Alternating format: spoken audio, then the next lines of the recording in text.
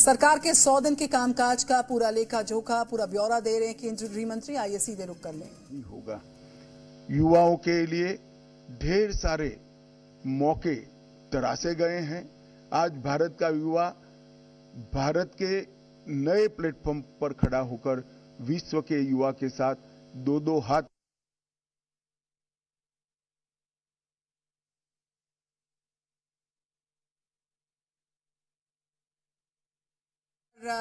100 दिन का जो कार्यकाल पूरा हो गया है सरकार का, उसका लेखा जोखा और उसका पूरा ब्यौरा आप सुन रहे थे गृह मंत्री अमित शाह को, जो कि ये सारी जानकारियां साझा कर रहे हैं। आइए सीधे माली हालत भी सुधरेगी। अमृतकाल का जब वर्ष आया, मैं इसका साक्षी हूं। कई सारे सुझाव आए थे और मोदी जी ने हमेशा की तरह अपनी अनूठी स्टाइल से अमृत काल के वर्ष को इस तरह से मनाया कि जब अमृत काल का वर्ष समाप्त हुआ तो अमृत काल शुरू हुआ और 140 करोड़ लोग 2047 में महान भारत की रचना के संकल्प के साझीदार बने और भारत के विकास की यात्रा के भी साझीदार बने। एक प्रकार से 140 करोड़ की जनता को इतने महान लक्ष्य के साथ जोड़ना ये बहुत बड़े विश्वसनीयता का प्रमाण है जो मोदी जी में देश की जनता देखती है। तीसरे मैंडेट के बाद 100 दिन समाप्त हो रहे हैं। 100 दिन में लगभग 15 लाख करोड़ रुपए की परियोजनाओं को चालू किया गया है। 100 दिन को मैंने 14 स्तंभों में बांटा है। मैं एक एक कर सबके लिए कुछ न कुछ कहना चाहूंगा। इंफ्रास्ट्रक्चर का जहां तक सवाल है, 100 दिन में 3 लाख करोड़ की परियोजनाएं हमने घोषित भी की है, इम्प्लीमेंटेशन भी शुरू हुआ है। महाराष्ट्र के वर्धमान में 76,000 करोड़ की लागत से मेगा पोर्ट बनेगा, जो पहले दिन से ही विश्व के 10 प्रमुख बंदरगाहों में शामिल होगा। 49,000 प्रमुख बंदरगाहों में शामिल होगा। 49,000 करोड़ की 25,000 अनकनेक्टेड गांवों को जोड़ने की योजना, ये योजना 100 की आबादी वाले गांवों को भी जोड़ेगी। तो एक प्रकार से मजले, टोले और आदिवासी क्षेत्रों की छोटी वसाहतों को भी अब रोड से 12मासी कनेक्टिविटी दी जाएगी। 50,600 करोड़ की लागत से भारत के बड़े रोडों को भी बढ़ाने का निर्णय नरेंद्र मोदी सरकार ने किया है।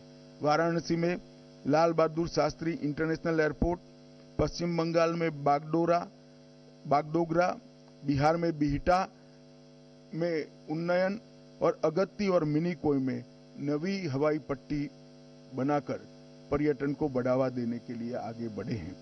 बेंगलोर मेट्रो के phase 3, Pune metro, Thane integral ring metro और कई सारे मेट्रो के प्रोजेक्ट भी हमने इस 100 दिन में आगे बढ़ा है।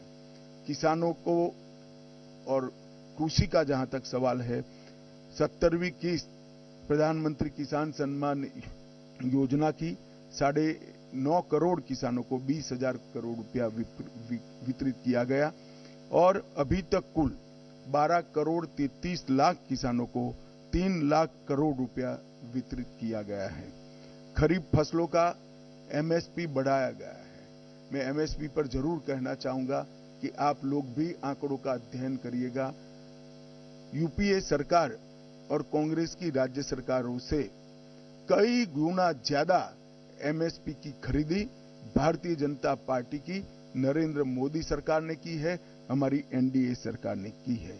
यही बताता है कि ये सरकार किसानों के हितों को समर्पित है। मक्के से इथेनॉल के उत्पादन के लिए सहकारी चीनी मिलों के इथेनॉल उत्पादक इकाइयों का मल्टीफीड इथेनॉल इकाइयों में रूपांतरण किया गया है। अब वो न केवल गन्ने के रस से, मक्के से भी इथेनॉल उत्पादन कर पाएंगे। तो जिस वक्त देश में चीनी की जरूरत होगी तब गन्ने का रस का उपयोग नहीं होगा, मक्के का उपयोग होगा, और चीनी ज्यादा होगी तब चीनी के रस से इथेनॉल बनेगा। हमने प्याज और बासमती चावल की न्यूनतम निर्यात मूल्य एमईपी को हटा दिया गया है। प्याज पर निर्यात शुल्क 40% से 20% करा है और एग्रीश्योर नाम का एक नया फंड लॉन्च करने का भी हमने काम किया है। मध्यम वर्ग को भी इस 100 दिनों में कई सारी राहत दी गई है। टैक्स राहत 7 लाख तक की आय पर अब कोई टैक्स नहीं लगेगा। वन रैंक वन पेंशन का तीसरा संस्करण लागू कर दिया गया है और 3 करोड़ घर प्रधानमंत्री आवास योजना के तहत स्वीकृत किए गए हैं। शहरी योजना के तहत 1 करोड़ घर और ग्रामीण इलाकों में 2 करोड़ घर। प्रधानमंत्री सूर्यघर मुफ्त बिजली योजना एक प्रकार से 2024 के बीच 2.5 लाख से ज्यादा घरों में सौर ऊर्जा का सिस्टम अब तक लग चुका है। एक अनूठी योजना है जिससे मध्यम वर्ग के परिवारों का बिजली का बिल तो मुफ्त हो ही जाता है, साथ में सौर ऊर्जा के हमारे लक्ष्य की पूर्ति के लिए भी वो कंट्रीब्यूट करते हैं। पीएम ई बस सेवा एनवायरमेंट फ्रेंडली सिस्टम तैयार करने के लिए लगभग 3400 करोड़ की सहायता से हमने पीएम ई बस सेवाओं की स्वीकृति दी है और स्टार्टअप को वित्तीय राहत और इनोवेशन को बढ़ावा देने के लिए स्टार्टअप पर 31% का बोझ डालने वाले एंजल टैक्स को समाप्त करने का भी निर्णय भारतीय जनता पार्टी की सरकार ने दिया है। National industrial corridor development programme के तहत 12 इंडस्ट्रियल जोन बनाए जाएंगे।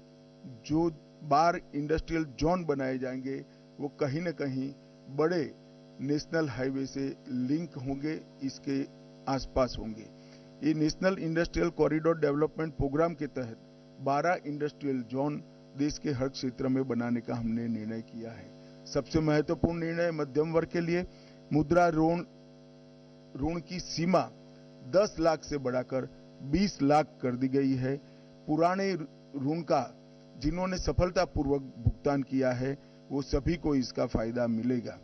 एमएसएमई के लिए क्रेडिट गारंटी स्कीम शुरू की गई। छोटे व्यापारियों और छोटे उद्यमियों को बिना गारंटी से इससे ऋण मिल पाएगा और उनके व्यापार को नई सरलता और सामर्थ्य दोनों मिलेगा। सशक्त युवा ये किसी भी देश के विकास की प्राथमिक शर्त है। 2 लाख करोड़ के पीएम पैकेज की घोषणा हमने की है जो 5 साल में 4 करोड़ 10 लाख युवाओं को इसका लाभ पहुंचने वाला है।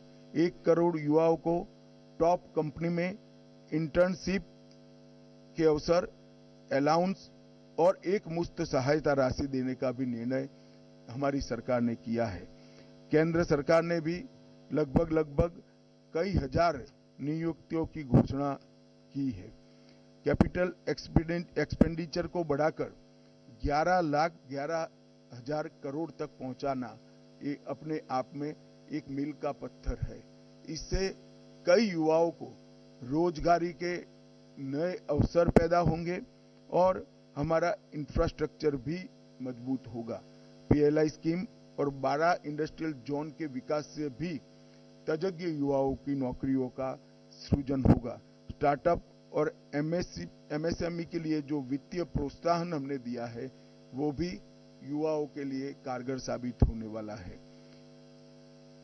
दीनदयाल अंत्योदय योजना के तहत 10 करोड़ से अधिक महिलाओं को संगठित कर 90 लाख से अधिक स्वयं सहायता जूथ बनाए गए हैं और लखपति दीदी योजना के तहत 11 लाख नई लखपति दीदियों को ये 100 दिन में प्रमाण पत्र दिया गया है।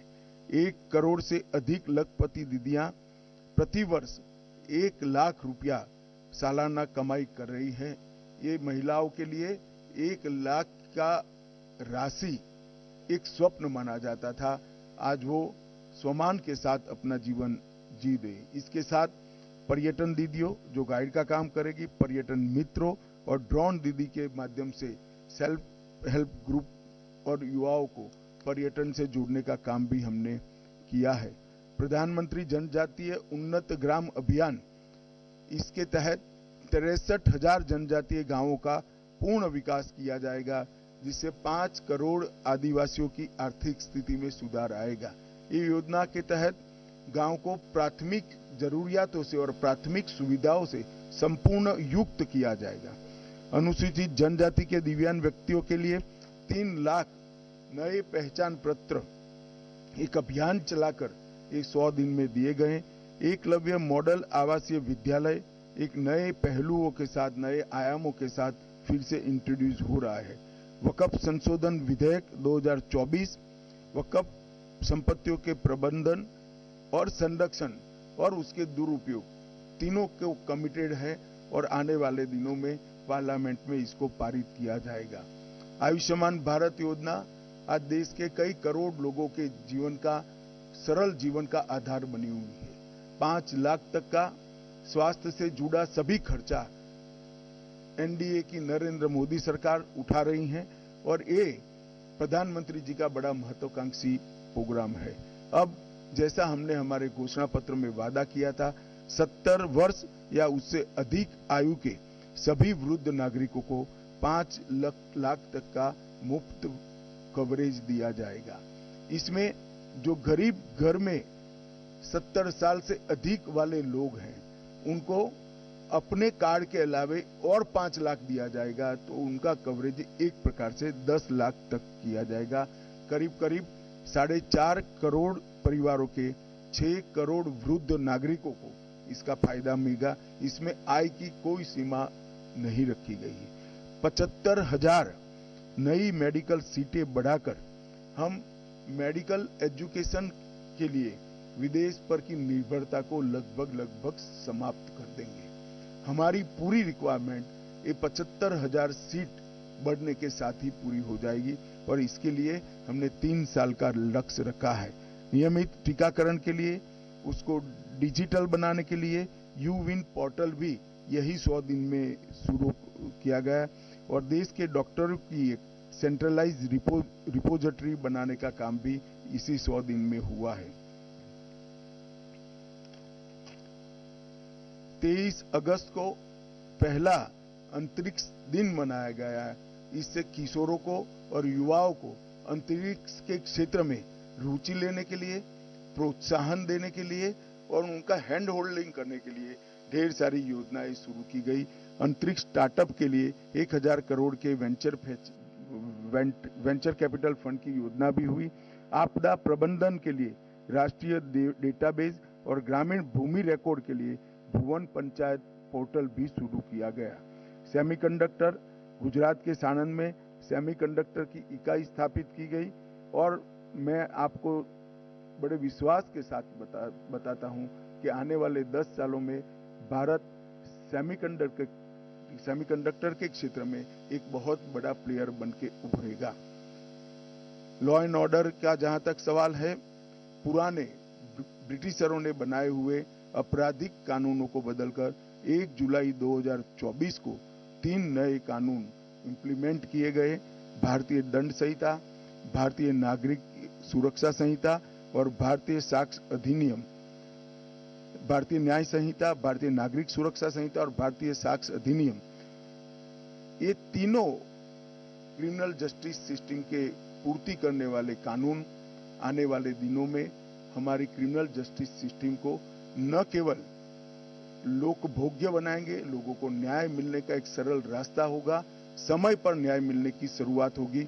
और मैं बड़े विश्वास के साथ आपको बताना चाहता हूं कि 3 साल के बाद जब इसका कंप्लीट इम्प्लीमेंटेशन समाप्त होगा, हम दुनिया में सबसे आधुनिक क्रिमिनल जस्टिस सिस्टम रखने वाले देशों में से एक बन जाएंगे। शहरी बाढ़ प्रबंधन के लिए 6,350 करोड़ रुपए की नई योजना देश में पहली बार लाई गई। लद्दाख में 5 नए जिले बनाए गए।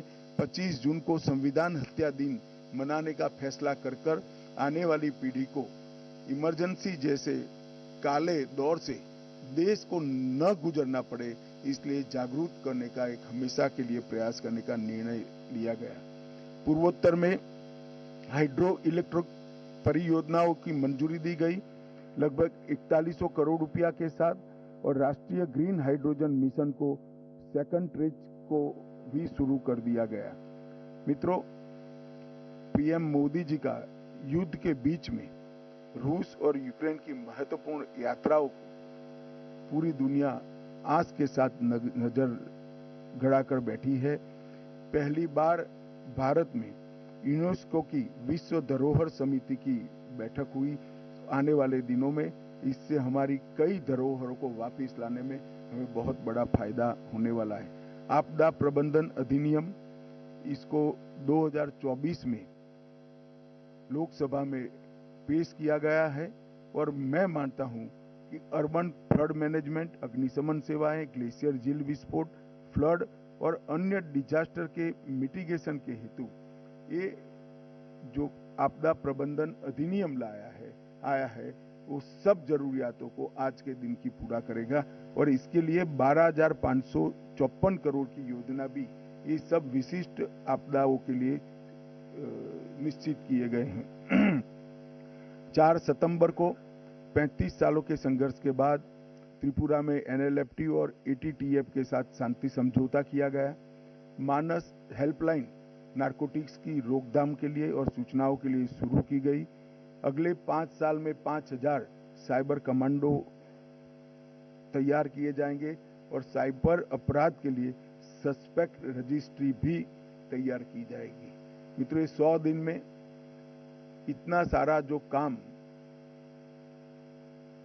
उसको अंजाम देने में सफलता मिली है, उसका कारण है जब हम चुनाव में गए, राजनीतिक पार्टियां और चुने हुए प्रतिनिधि तो चुनाव में गए थे, परंतु मोदी जी ने चुनाव के 6 महीने पहले ही ब्यूरोक्रेसी को एक काम दिया था कि पाइपलाइन में जितनी भी चीजें पड़ी है, जो भी नई सरकार आएगी उसके लिए समाप्त कर रखे, जिससे देश के विकास के गति में बाधा न उत्पन्न हो। इसी का परिणाम है कि ये लगभग लाखों करोड़ों के काम 100 दिन के अंदर ही हम कैबिनेट तक की पूरी प्रोसीजर और कई जगह तो टेंडरिंग भी समाप्त कर चुके हैं। इसके कारण देश की विकास की गति न केवल बढ़ेगी, देश सुरक्षित, संपन्न होगा और नई शिक्षा नीति को इम्प्लीमेंट कर शिक्षा के क्षेत्र में भी हम आगे बढ़ेंगे। मैं आशा करता हूं कि मोदी जी के नेतृत्व में ये जो विकास का रथ चला है वो आगे पर भी चला रहेगा, इसका हम सभी को विश्वास है। अब आप सब इसके बारे में कुछ पूछना चाहते हैं तो जरूर पूछिए। मैं प्रश्न लूंगा। सबसे पहले आप अपना और अपने संस्थान का परिचय अवश्य दें। सबसे पहले 16 नंबर। नमस्कार। सबसे पहले तो मैं आपको आप 16 नंबर नीचे कर दो। तो मोदी 3.0 के 100 दिन का रिपोर्ट कार्ड पेश कर रहे थे केंद्रीय गृह मंत्री अमित शाह। बहरहाल